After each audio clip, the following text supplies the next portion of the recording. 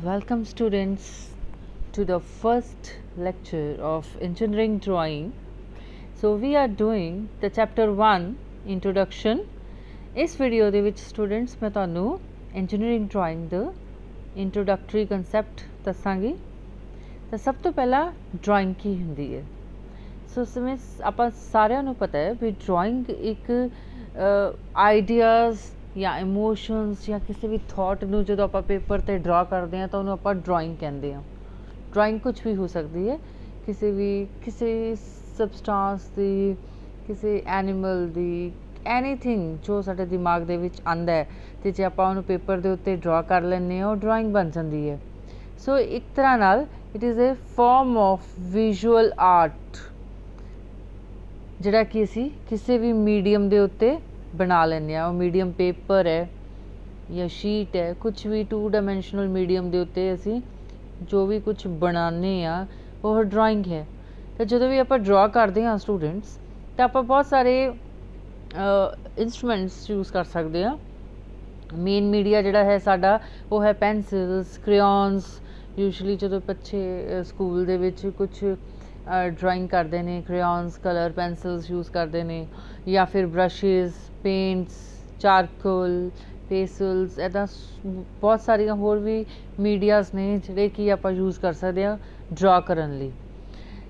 सो ये actually drawing 2 तरह की होंदी है। इहदियां बहुत सारिया क्लासीफिकेशनस ने बट ब्रॉडली आप इन्हों 2 तरीक़े नाल देख सकते हैं। पहली तो है जी आर्टिस्टिक ड्राइंग, दूजी है टैक्नीकल ड्राइंग। सो मैं वारी वारी इन्हां दोनों बारे एक्सप्लेन करांगी। तो आर्टिस्टिक ड्राइंग की होंदी है, जिहड़े कि आर्टिस्ट बनाते हैं। आर्टिस्ट की बनाते हैं जिहड़े कि अपने आइडियाज़ नूं या किसी फीलिंग नूं कन्वे करन वास्ते जो ड्रॉ करते हैं on the piece of paper, वो आर्टिस्टिक ड्राइंग है। जिहड़ी आर्टिस्टिक ड्राइंग है स्टूडेंट्स, ये साडे फीलिंग्स नूं रिप्रजेंट करती है, ये साडे एक्शनस नूं शो करती है, आइडियाज़ नूं शो करती है।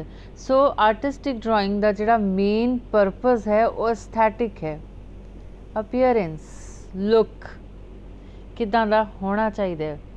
सो ये जिहड़ियां आर्टिस्टिक ड्राइंग्स हुंदियां ने ये एक्सप्रैसिव हुंदियां ने। इन्हां दा मीनिंग जिहड़ा है वो नंबर ऑफ वेज दे विच निकालिया जा सकता है। वो डिपेंड करता है कि देखने वाले दी निगाह दे उत्ते कि उस ड्राइंग नूं किस तरह विजुअलाइज कर रहे हैं। अगला है टैक्नीकल ड्राइंग। टैक्नीकल ड्राइंग की होंदियां ने, ये एक्चुअली साडा मेन टॉपिक भी है। टैक्नीकल ड्राइंग नूं ड्राफ्टिंग भी कहंदे ने। सो टैक्नीकल ड्राइंग जिहड़ी आम तौर ते इंडस्ट्री या इंजीनियरिंग दे विच वरती जाती है। इसका जिहड़ा बेसिक काम है ये है कि किसी भी ऑब्जैक्ट दे, किसी भी पार्ट दे फंक्शनिंग नूं या उहदी कंस्ट्रक्शन नूं प्रॉपरली एक्सप्लेन करना with the help of drawings. So जिहड़ियां टैक्नीकल ड्राइंग्स हुंदियां ने ये सिर्फ इन्हां दा इक्को स्पैसीफिक मीनिंग हुंदा है, ये एक्सप्रैसिव नेचर दियां नहीं हुंदियां जिवें आर्टिस्टिक ड्राइंग्स दे विच सी। इन्हां दा एक स्पैसीफिक इंटेंडिड मीनिंग ही हुंदा है जिस वास्ते ये बणियां हुंदियां ने कि किसी ऑब्जैक्ट की फंक्शनैलिटी नूं एक्सप्लेन करदियां ने, किसी दे परपज़ नूं या किसी दी कंस्ट्रक्शन नूं प्रॉपरली डिटेल दे विच एक्सप्लेन करदियां ने, वो होंदियां ने टैक्नीकल ड्राइंग्स। टैक्नीकल ड्राइंग्स नूं स्टूडेंट्स इंजीनियरिंग ड्राइंग भी कहा जाता है। इंजीनियरिंग ड्राइंग नूं कहा जाता है it's a universal language of engineers, क्योंकि किसी भी लैंग्वेज नूं लर्न करन वेले सानू उसदी प्रॉपर उसदी ग्रामर का पता होना चाहिए। जिवें आपां एक इंग्लिश लैंग्वेज की गल करिए, इंग्लिश लैंग्वेज नूं जदों आपां लर्न करते हैं तो आपां उसदी ग्रामर लर्न करते हैं, पंचुएशन मार्क्स, एडजैक्टिव्स, वर्ब्स, ऐदा बहुत सारिया चीज़ां, रूल्स हुंदे ने, वो सारे लर्न करते हैं तो सानू वो लैंग्वेज प्रॉपरली अंडरस्टैंड होंदी है। उसी तरह ही इंजीनियरिंग ड्राइंग दी अपने कुछ लैंग्वेजेस ने, कुछ पंक्चुएशन मार्क्स ने, कुछ रेगूलेशंस ने। बट ये जो पंक्चुएशन मार्क्स ने, ये जो रेगूलेशंस ने, रूल्स ने, ग्रामर है, ये सारी स्टैंडर्डाइज्ड है। सब किते वो सेम स्टैंडर्डाइज्ड जिहड़ी आइडियाज़ ने या लैंग्वेज कम करती है।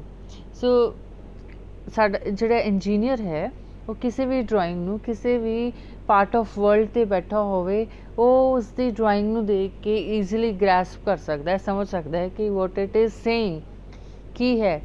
ਜ਼ਰੂਰੀ ਨਹੀਂ ਹੈ ਕਿ ਸਾਨੂੰ ਉੱਥੋਂ ਦੀ ਲੈਂਗੁਏਜ ਨੇਟਿਵ ਲੈਂਗੁਏਜ ਆਉਂਦੀ ਹੋਵੇ, ਬਟ ਆਪਾਂ ਸਟੈਂਡਰਡਾਈਜ਼ਡ ਡਰਾਇੰਗ ਨੂੰ ਦੇਖ ਕੇ ਉਸ ਪਾਰਟ ਬਾਰੇ ਅੰਡਰਸਟੈਂਡ ਕਰ ਸਕਦੇ ਹਾਂ।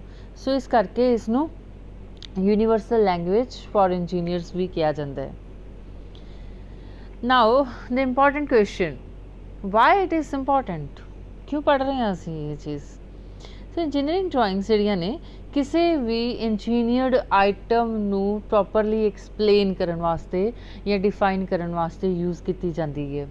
इंजीनियर्ड आइटम्स दे आर न्यूमरस एग्जाम्पल्स, जिवें बिल्डिंग्स की गल कर लीए, ब्रिजेस की गल कर लीए, वाहीकल की गल कर लीए, इलैक्ट्रॉनिक पार्ट्स की, इलैक्ट्रिकल सिस्टम्स की, सिविल इंजीनियरिंग की, आर्कीटैक्चर, तो हर किते किसी भी चीज़ नू प्रॉपरली डिफाइन करने वास्ते उसदियां ड्राइंग्स इस्टैबलिश करनियां पैंदियां ने।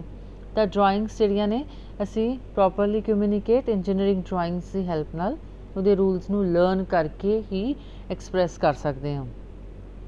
सो just focus on this line, an engineering drawing communicates what is required, what is wanted and what is needed to enable resources to be expended to turn an idea into reality.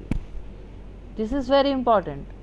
अपने किसी engineer के दिमाग दे विच कुछ भी expression, कुछ idea आ रहा है, कुछ थॉट आ रहा है, उस थॉट नू असी रियलिटी च किवें बदलांगे। तो सानू वो जिहड़ी विचली कम्यूनीकेशन है आइडिया तो रियलिटी दे विच आने वाली जिहड़ी कम्यूनीकेशन है वो इंजीनियरिंग ड्राइंग के थ्रू फुलफिल हुंदी है। वो जिहड़ा गैप है आइडिया टू रियलिटी का, वो गैप इंजीनियरिंग ड्राइंग फुलफिल करती है। नाउ द एप्लीकेशंस कित्थे कित्थे यूज़ हो सकती है, these are just some of the applications I have mentioned in a slide. इस तो इलावा न्यूमरस एप्लीकेशंस हो सकदियां ने, जिवें मैकेनिकल इंजीनियरिंग फील्ड दे विच, ठीक है, इस दे विच असीं मैकेनिकल इंजीनियरिंग दे विच असीं मशीन दे कंपोनेंट्स ड्रॉ करने ने, उन्हां दी डिटेल ड्राइंग असैम्बली ड्राइंग्स वो शो करना चाहते हैं, तो वो इंजीनियरिंग ड्राइंग के थ्रू फुलफिल होणगियां। इलैक्ट्रिकल इंजीनियरिंग एप्लीकेशंस दे विच सर्किट स्कीमैटिक शो किया जा सकता है, या होर different parts of the equipments वो डिटेल दे विच शो किए जा सकते हैं, उन्हां दी असैम्बली ड्राइंग शो की जा सकती है।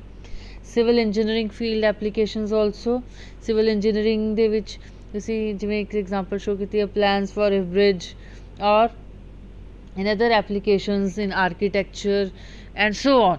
There are numerous applications, automobile engineering, marine engineering, aeronautical engineering, there are so many vast fields जिथे कि engineering drawing जिहड़ी है वो यूज़ हुंदी है।